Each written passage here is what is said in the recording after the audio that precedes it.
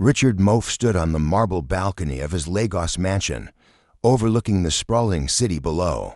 As one of Nigeria's youngest tech billionaires, he had everything money could buy, yet something essential was missing from his life. At 32, the pressure from his family to settle down had become overwhelming. "I want to find someone special," he told his sister Aduni during one of their weekly calls. "Someone who sees beyond the wealth." Aduni, who worked with various charities across Africa, had an idea. "Let me introduce you to some remarkable women I've met through my work. Each one is extraordinary in her own way." Over the following months, Richard met for incredible women. Rita, a fashion designer from Ghana, carried herself with the grace of a queen. Her designs had graced runways in Paris and Milan, and her business acumen was as sharp as her style. Mercy, a doctor from Kenya, had dedicated her life to providing healthcare in rural communities. Her compassion and dedication to others was inspiring. Tonto, a journalist from South Africa, fearlessly reported on social issues and had won international awards for her investigative work. Then there was Maria, a software engineer from Ethiopia. She moved with the aid of crutches due to a childhood accident that had affected her mobility. But her brilliant mind had created applications that helped connect remote African communities to educational resources. When she spoke about technology's potential to transform lives, her eyes lit up with a passion that was absolutely captivating. Richard found himself drawn to all for women for different reasons, but there was something about Maria that stirred something deeper within him. Her intelligence was matched by her warmth, and despite the challenges she faced, she approached life with an optimism that was infectious. "I'd like to get to know all of you better," Richard announced during a video call with the For Women. "Would you join me for a weekend at my estate? It'll give us a chance to spend time together in a relaxed setting, all for women accepted." Intrigued by this unconventional approach to courtship, Richard hoped the weekend would help him understand his own heart better, but he had no idea how revealing it would truly be. The weekend arrived with perfect weather. Richard's estate in the hills outside Abuja was magnificent, with manicured gardens, a stunning infinity pool, and breathtaking views of the surrounding landscape. He had planned various activities to help everyone feel comfortable and get to know each other better. Rita arrived first, stepping out of the car in an elegant flowing dress of her own design, the vibrant kente patterns catching the afternoon sunlight. "Richard, your home is beautiful," she said, embracing him warmly. Mercy came next, her natural beauty enhanced by her genuine smile. She immediately began asking about the local community and whether Richard supported any healthcare initiatives in the area. Her caring nature was evident in every question. Tonto arrived with her characteristic confidence, her camera bag slung over her shoulder. "Mind if I document some of this weekend?" she asked with a grin. The story of a modern African love story might be worth telling. Maria was the last to arrive. Richard watched from the terrace as she gracefully exited the vehicle, her crutches moving in perfect rhythm. She wore a simple but elegant blue dress that complemented her radiant smile. When she looked up at the house, her expression was one of genuine appreciation rather than calculation. "This is incredible." "Richard," Maria said as he helped her up the steps, "the architecture is stunning. Is that a fusion of traditional Hausa design with modern elements?" Richard was impressed by her observation. "Exactly. You have a good eye." As the women settled into their rooms, Richard noticed subtle dynamics beginning to emerge. Rita, Mercy, and Tonto seemed to naturally gravitate toward each other, their conversations flowing easily about their respective careers and achievements. Maria, while included in the conversations, often found herself listening more than speaking, her thoughtful responses showing her deep consideration of others' perspectives. During dinner on the first evening, prepared by Richard's chef using ingredients from across Africa, the conversation was lively and engaging. Maria contributed insights about technology's role in preserving African cultures, her passion evident as she described projects she'd worked on. "That's fascinating," Richard said. Leaning forward, "I'd love to hear more about how you've used technology to document traditional stories." As Maria began to share her experiences working with elders in remote Ethiopian villages, Richard found himself completely absorbed. Her work wasn't just about coding, it was about connecting generations and preserving heritage. The other women watched this exchange with growing awareness that Maria was capturing Richard's attention in a way that went beyond polite interest. The next day, Richard announced a pool party for the afternoon. The estate's infinity pool sparkled under the African sun, surrounded by comfortable loungers and shaded cabanas. Richard had arranged for music, refreshments, and a relaxed atmosphere where everyone could enjoy themselves.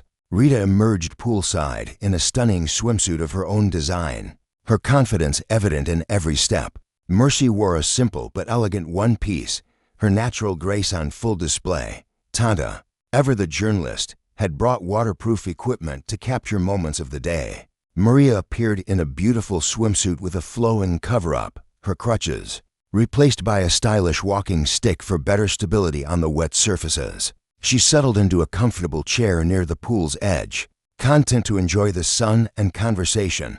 "Come on, Maria," Richard called out, swimming over to her side of the pool. "The water's perfect. I'll sit this one out," Maria replied with a smile. "I prefer to admire good swimmers rather than embarrass myself." "Nonsense," Richard said, pulling himself up to sit beside her. "I happen to know you were on your university's swimming team before your accident," Aduni told me. Maria's eyes widened in surprise and pleasure that he had taken the time to learn about her past. That was a long time ago. As the afternoon progressed, the dynamics between the women became more apparent. Rita, Mercy, and Tonto began to notice how naturally Richard and Maria connected over shared interests in technology, social impact, and African development. Their conversations flowed effortlessly, punctuated by genuine laughter and mutual respect. During a moment when Richard was inside taking a phone call, the three women found themselves alone with Maria. "He seems quite taken with you," Rita observed, her tone carrying a slight edge.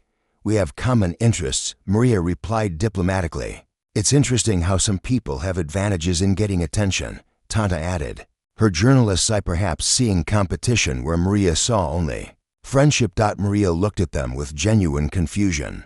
"I'm not sure what you mean." "Oh, come on," Mercy said, her usual compassion seeming to slip. "Playing the sympathy card is an obvious strategy." Maria's face showed hurt at the suggestion.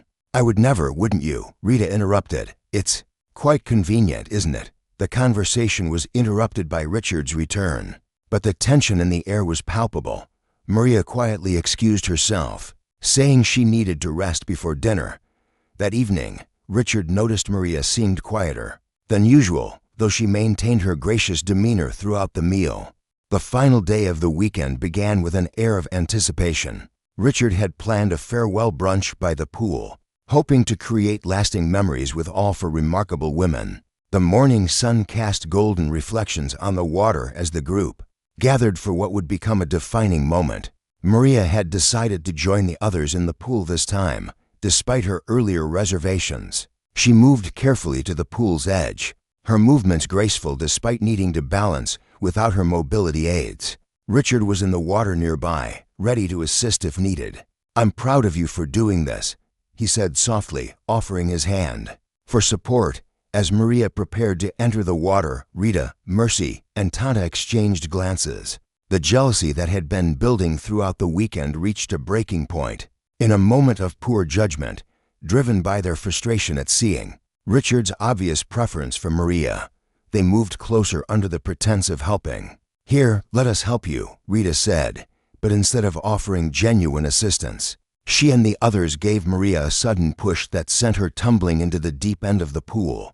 The splash echoed across the quiet morning as Maria disappeared beneath the surface. For a heart-stopping moment, everyone froze. Then Richard's instincts kicked in. Without hesitation, he dove toward Maria, reaching her just as she began to struggle, her mobility limitations making it difficult for her to navigate the deep water. "I've got you," he said, wrapping his arms around her securely. "You're safe." As he helped her to the pool's edge, Maria's eyes met his with a mixture of gratitude and something deeper. In that moment of vulnerability and protection, something profound passed between them. "Thank you," she whispered, her voice carrying more than just thanks for the rescue. Richard turned to face the other three women, his expression serious. "That was incredibly irresponsible and unkind," he said, his disappointment evident. "I thought I knew you better than that." Rita, Mercy, and Tonto looked ashamed, realizing their jealousy had led them to act in a way that contradicted everything they stood for. In their professional lives, later that evening, after the other women had left, Richard found Maria on the terrace overlooking the gardens. She was packed and ready to leave, but seemed reluctant to go. "Maria," he said, sitting beside her, "I owe you an apology for today, and for something much more important." She looked at him with curiosity. "I invited all four of you here thinking I needed to choose between incredible women," he continued. "But the truth is, my heart chose you from the moment we first spoke. It wasn't about comparing anyone. It was about recognizing something special that I'd been searching for without knowing it." Maria's eyes filled with tears. "Richard, you don't have to." "Yes, I do," he interrupted gently. "You've shown me what it means to love someone not despite their challenges, but because of the strength, grace, and beauty those challenges have helped create. Your intelligence, your compassion, your determination, these aren't consolation prizes. They're the very qualities that make you extraordinary." He took her hands in his. "I'm not asking you to marry me because I feel sorry for you. I'm asking because I can't imagine my life without your brilliant mind, your kind heart, and your incredible spirit. Will you marry me?" Maria, through her tears. Maria smiled the most radiant smile Richard had ever seen. "Yes," she whispered. "Yes, I will." As they embraced under the African stars, both knew they had found something real and lasting. A love built on mutual respect, genuine connection, and the understanding that true beauty comes from within. Their wedding 6 months later was a celebration of love that transcended superficial judgments, attended by family and friends who understood that they had witnessed the beginning of something beautiful. Rita, Mercy, and Tonto, having learned from their mistakes, sent heartfelt apologies and congratulations, genuinely happy for the couple's joy. Richard and Maria's story became a testament to the truth that love sees beyond appearances to the heart of who someone truly is.